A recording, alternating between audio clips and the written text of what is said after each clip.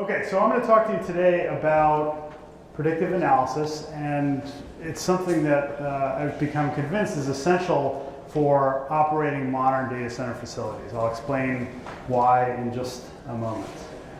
So 20, 30 years ago, people who were designing IT equipment would use crude physical models to try to understand airflow and make sure that those devices would not overheat. And that worked pretty well. They could do a few different examples, and from those experiments they could figure out what the best placement would be for the CPU and the disk drive and the power supply. But it soon became clear that modeling by computer simulation would be a much more efficient way to deal with these kind of problems.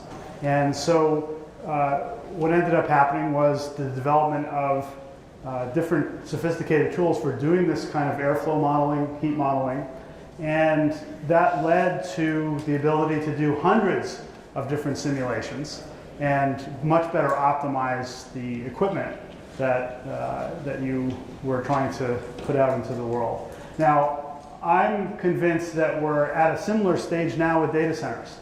The computer tools have become sophisticated enough that we are able to model at a very detailed level what's going on in terms of power, in terms of airflow, in terms of other attributes of the facility. But we've got a much more complicated problem. It's as if you had a server that had hundreds of CPUs, hundreds of disk drives, hundreds of power supplies, all of which move around, if not in a random way, at least in a way that's very difficult to predict. So part of the new challenge that we face in dealing with energy use in the data center is the dynamic nature of the system. And in order to understand the system completely and to analyze in a predictive way what will happen if we make certain choices, we need to have this kind of very detailed modeling of every single piece of equipment in the data center. So the business problem that we face is that there's a disconnect between the activities that generate business value, so the IT services, and the fact that the way IT is deployed in these facilities tends to not pay full attention to business value. The decisions are made with other issues and constraints in mind. And so this business value depends on many different things, but the critical issues are not taken into account in business value because you have siloed departments and budgets, you have misplaced incentives, people getting paid in a way that doesn't lead to the best outcome for the company as a whole, and you have, of course, imperfect foresight. At the data center level, the problem is that the facilities are built initially using an estimate of compute capacity and a configuration that is never realized in practice. And these IT deployment decisions over the life of the facility almost never go according to plan. What happens then is lost capacity due to fragmentation of your data center. And that results in what I'll call stranded CapEx. Basically a data center that can't deliver the design amount of computing that you initially wanted it to do. And ultimately that means a higher cost of computing than you would hope to have. So this is a graph that my friends at FutureFacilities supplied. In the design deployment, it's like a very simple game of Tetris. So you have all the different blocks the same size coming down in a nice compact way. But in a real game of Tetris, you have different shapes, you have them coming down more rapidly than you can plan for, and ultimately you end up with these voids. This is what we call lost capacity. So this is the metaphor that I'd like you to keep in mind as we talk through this issue, that this is like a game of Tetris, and we're in a situation where if we don't plan, we don't think ahead more carefully, we're going to end up with lots more of these voids, a lot more of this lost capacity than you would like to have. So let me start first by talking about models, because that's part of what we need to understand when we're thinking about these issues. So I'll talk about what a model is, how you use them, how you make them. Then I'll describe why I think predictive modeling is essential for avoiding this problem of stranded CapEx in data centers. And then I'll talk a little bit about a specific case study. So the Future Facilities guys allowed me to come along on one of their calibration exercises for a specific client. That client gave permission to talk about the specific example with you today. And that'll also give some more context to this whole issue. So I like to think about models as laboratories for the imagination. The idea is that you can use them to test different possibilities and understand what the implications would be. Now at the base level, a model is a simplified representation of reality. It could be as simple as an equation. It could be a computer model, so that's a lot of equations all linked together in a dynamic way. Or it could be a physical model, like we talked about for the IT equipment. This is an example of a physical model in the Bay Area. So this is up in Sausalito. It's called the Bay Model. It was built in the 1950s by the Army Corps of Engineers. It's now open as a tourist attraction. But originally it was constructed because computing was expensive and scarce in the 50s. It would be difficult for anyone to try to simulate how the water flows in the bay actually worked. And so they built this physical model. It's 1.5 acres. And the scale, the area scale is about 1,000 to 1. The height scale is 100 to 1.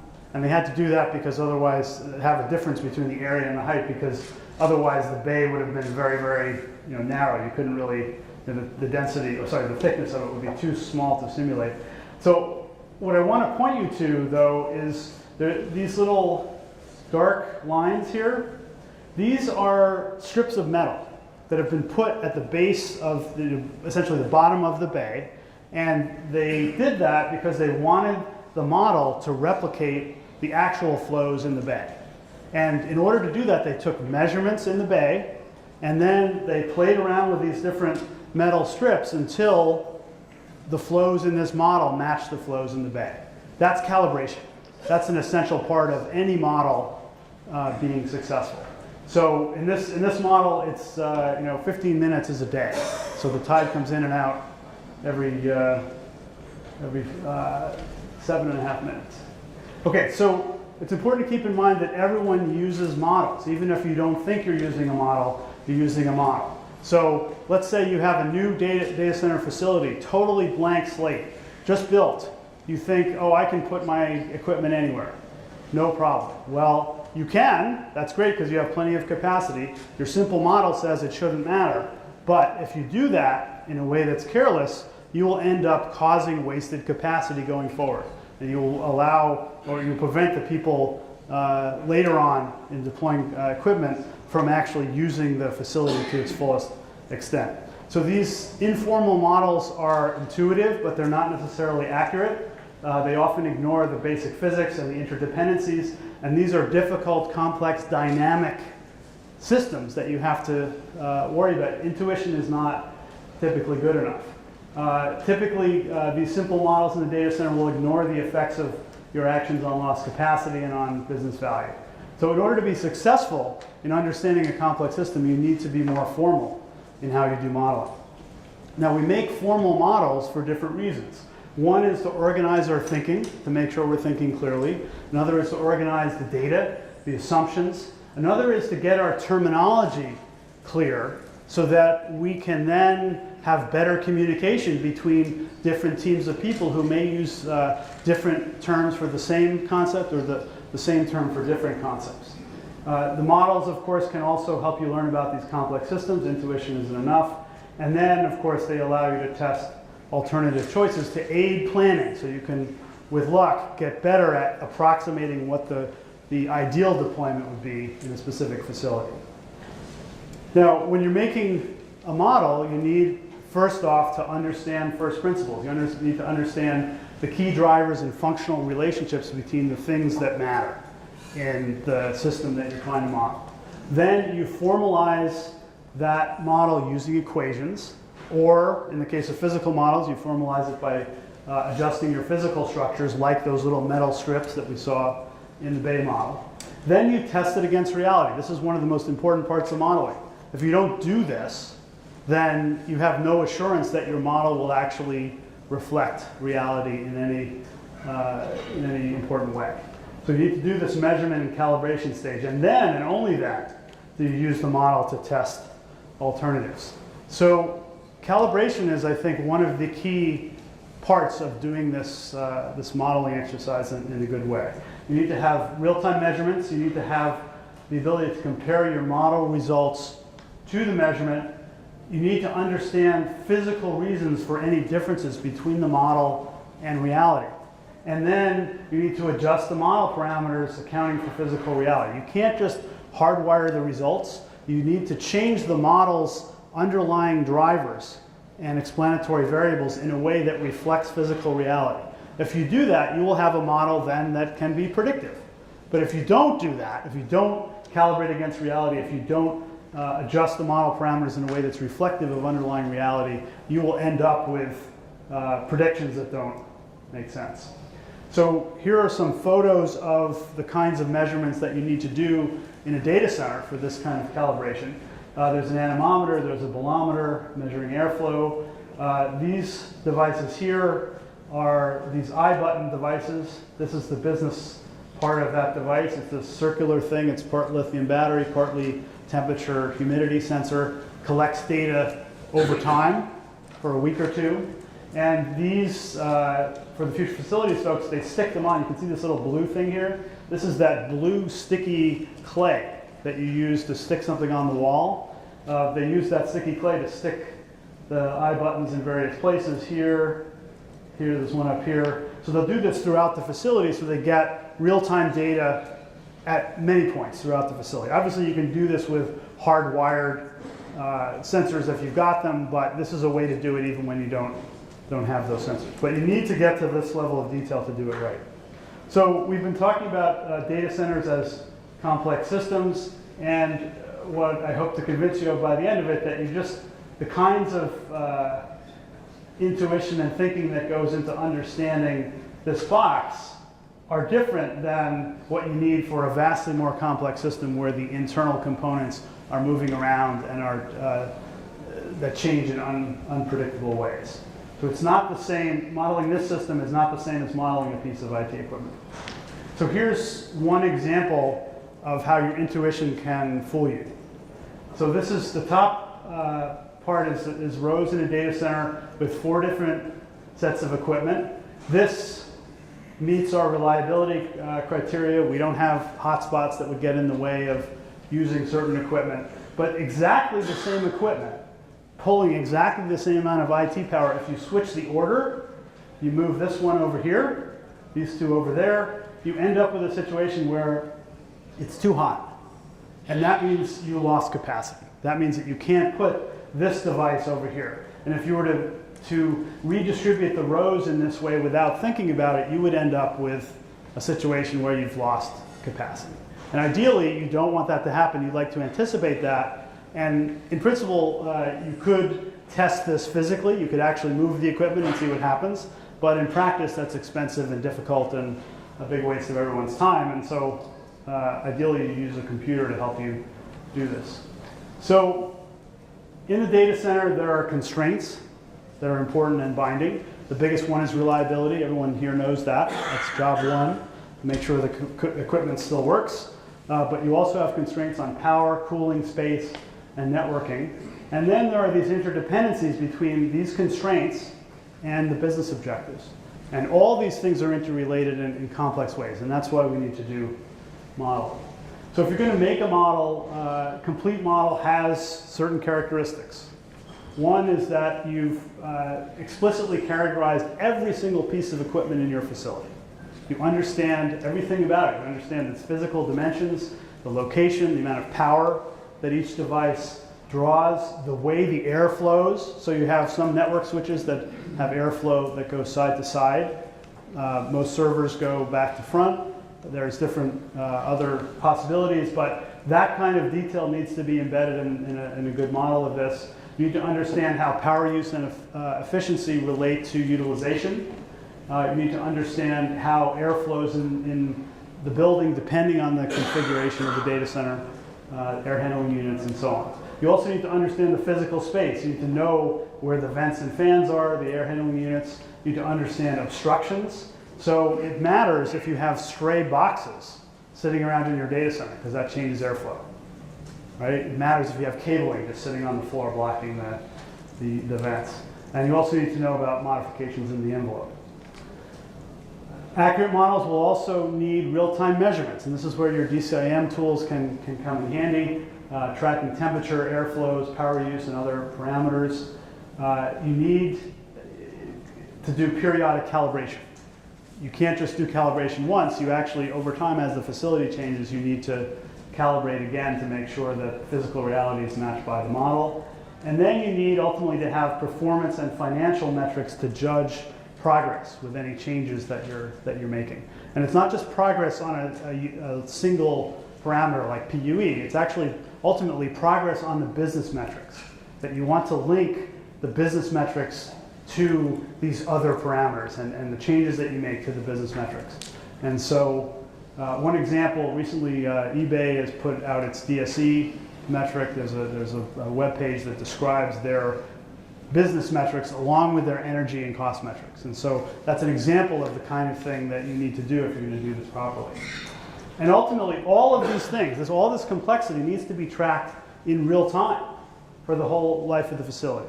That's the only way you're going to get good results out of doing modeling in this kind of context.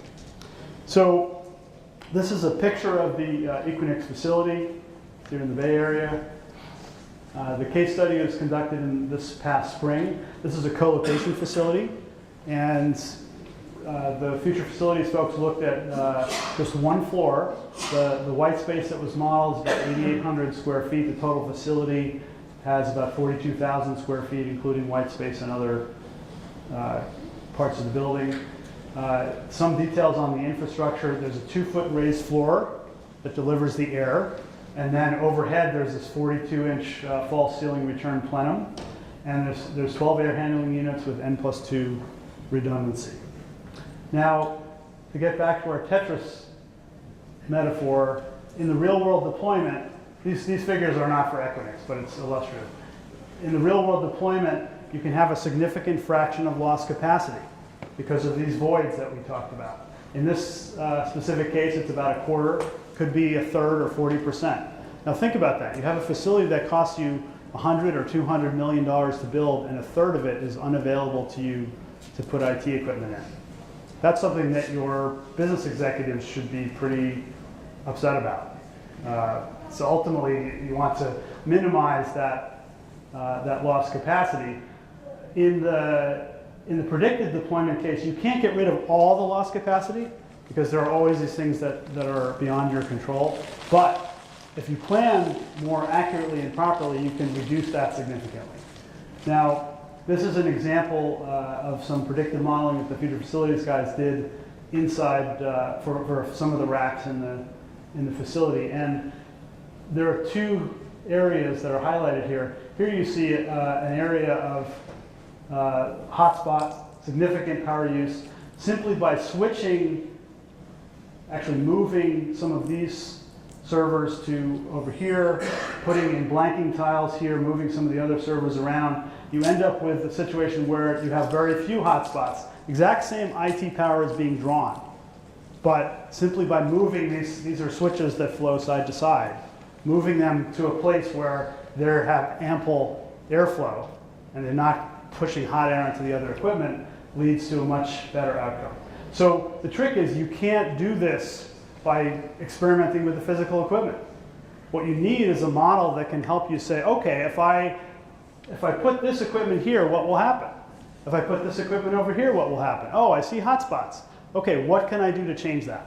So those are the kind of questions that you need to be able to answer with your modeling tools.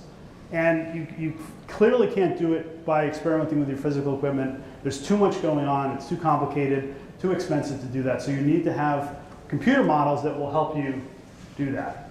And so this is a summary of where we're at now with that particular facility. Based on the design, the facility had 773 kilowatts of potential IT power delivered to the white space.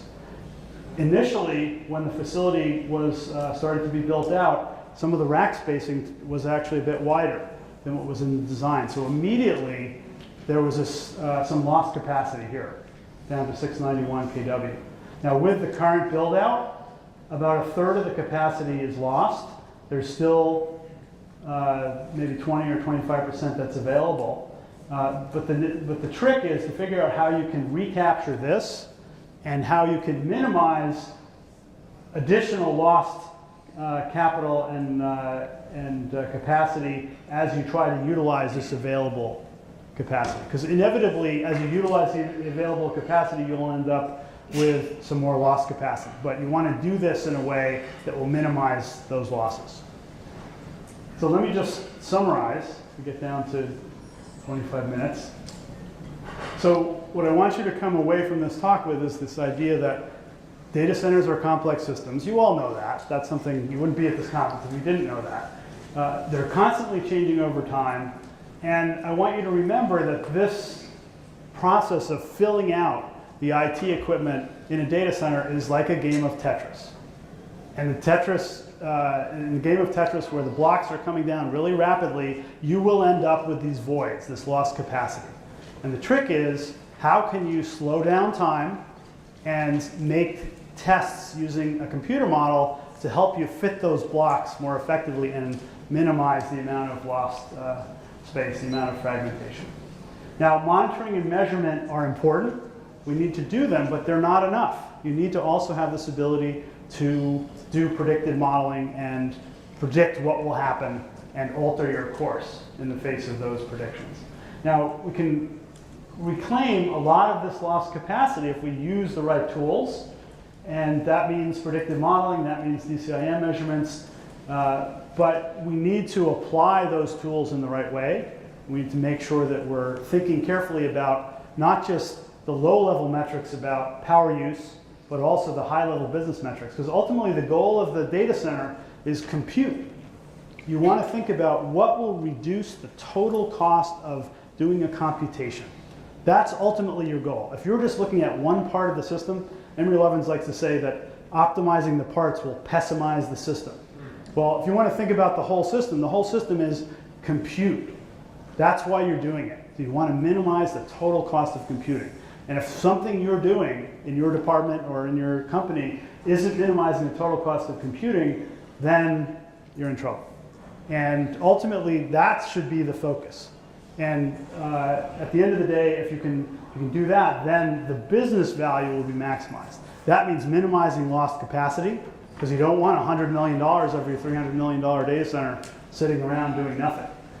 And finally, the last metaphor I'll hit you with, it's like people have a box that's producing computing, and they've got some knobs that they're turning. They're turning energy use, they're turning cost, they're changing airflow, other things like that. But it's like they're doing that without thinking about what the end result should be. And that's something that I think ultimately leads to disaster. So we need to be very careful in being conscious about how we make choices in the data center, and I think the best way to do that is to have predictive modeling that will allow you then to test alternative scenarios and make choices that ultimately lead to a lower cost of computing. So with that, I will be happy to take any questions. So there's a mic for questions, right? You have a... Right here. I don't think we need it. Yeah. Well, he's recording, so I think we should... I know it's a small room, but...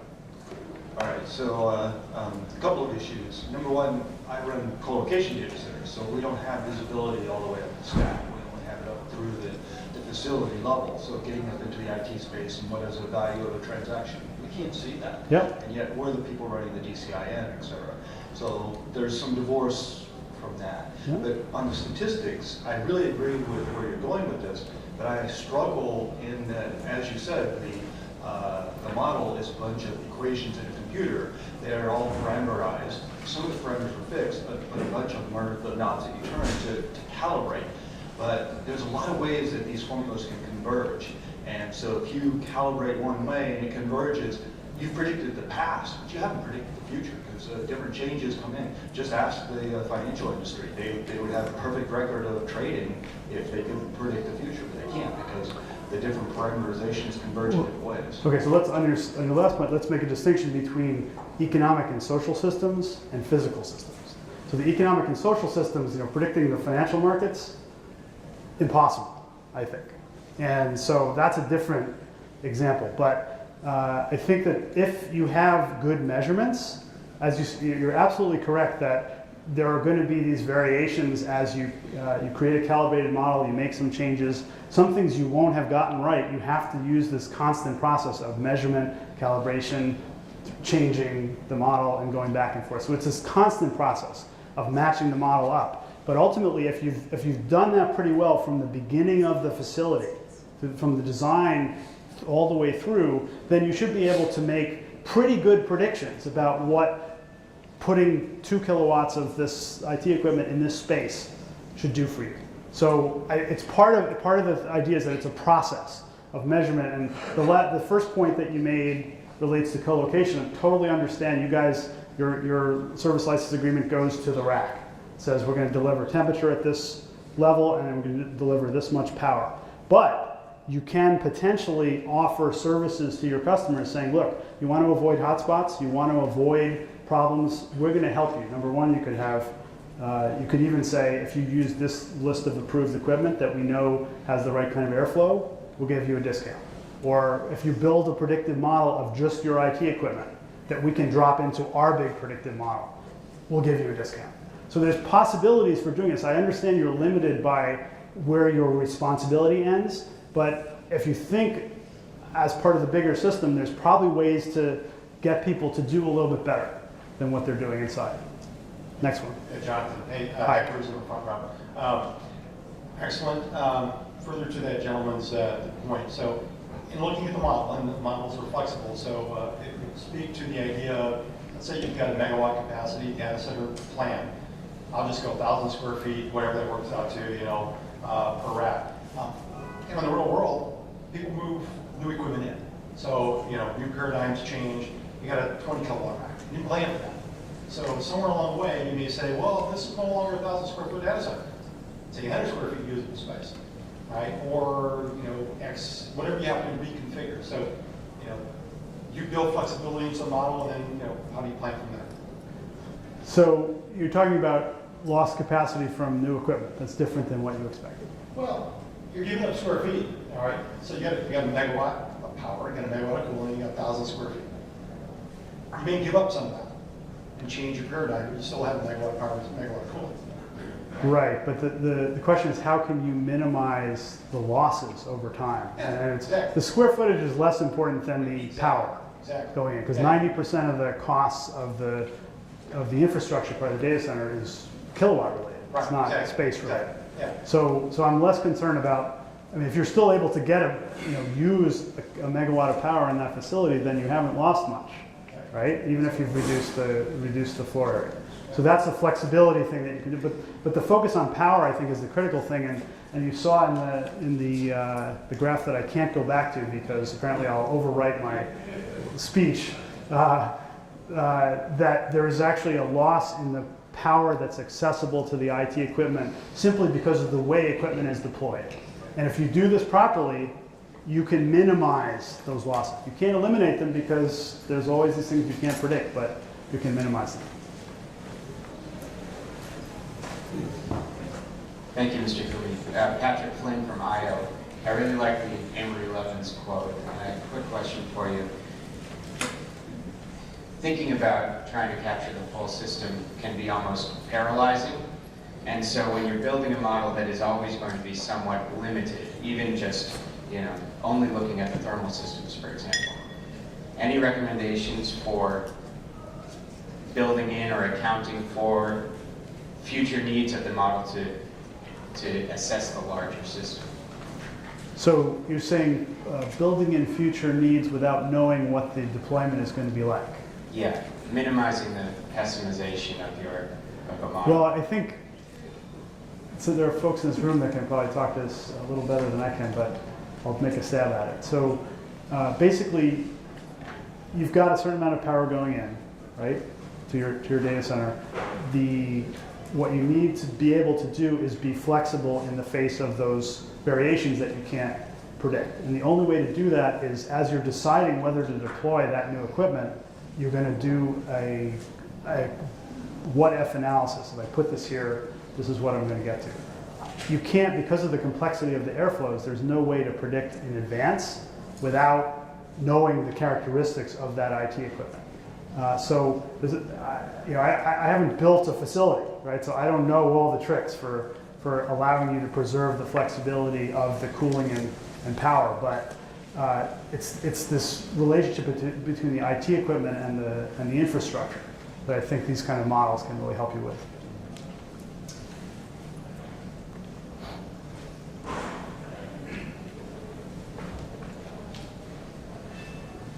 Thanks a lot. Do you know, is there any work going on in the simulation environment to productize or otherwise share research somewhere between kind of the multiprocessor software that's going on today around CFD and large simulations, and then like LBNL doing like natural disaster weather event type modeling?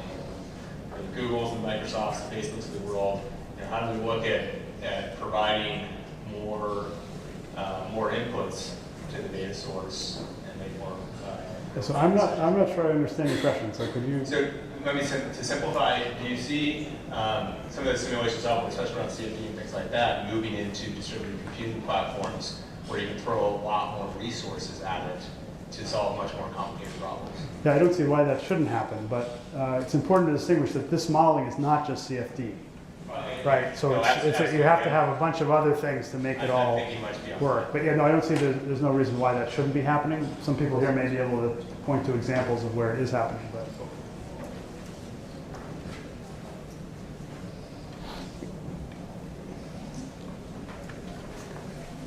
So slightly different version of what I was asking before. One of the things that happens with models is you have to have certain inputs into it, and some of those are predictions about how things are going to behave. There's a question about thermal characteristics, etc. A number of years ago, when the Green Grid first started, there was this trend line about kilowatts per rack. It was going to go up to 20 or 30 kilowatts per rack. Well, if you tried to build a data center based on that and you did it, or you put it to a predictive model, you're going to build a really expensive data center, and it's built for specific purposes that nobody moves into. So how do you balance that part of it? Because when you talk predictive, I'm really struggling for how do I get there? Okay, so you're talking about predicting what will happen with IT equipment going forward. I'm talking about taking pieces of known IT equipment that you want to install and predicting what will happen inside your facility that you've made a calibrated model for. So those predictions of 20, 30 kilowatts per rack, they didn't come to pass, right? I mean, you can build such a thing. There's ways to do it, but those are not what's commonly done. And to me, the focus should be on the total cost. If there's a cost reason, cost per computation reason for building a 20 kilowatt rack, and you can do it more cheaply per computation, then by all means do that. But those extrapolations are often not related to the total costs picture. The very short term of here, this set of IT equipment, it has this characteristics. Here's my data center. I have my model of it. I'm going to pretend I'm going to put this IT equipment in this part of the data center or in that part. Which way will lead to fewer hotspots and less trouble for me? So it's a different, I totally agree with you about the long-term predictions. I'm very skeptical about doing that. The facilities are long-term, the IT is short-term. Right. There's a disconnect there. So I think we have a couple more minutes, maybe one more question. Last question. Okay. Can we give the mic to this gentleman? Oh, sorry, you got, okay, More go ahead. questions. Okay. Daryl Richardson with R4 Ventures. We're commercializing a real-time data center cooling system. And I think to answer this gentleman's first and second and last question is that there is going to be a focus between merging your predictive analytics with your EMS, your energy management system, to control the actual facility's environment. Is that what you're getting to? Well, to an extent, but also when you're building the facility itself, what do you have to plan for? That you're making decisions Right. while you're building. You need to. Okay. Time for us to go. Thank you. Okay, thanks very much.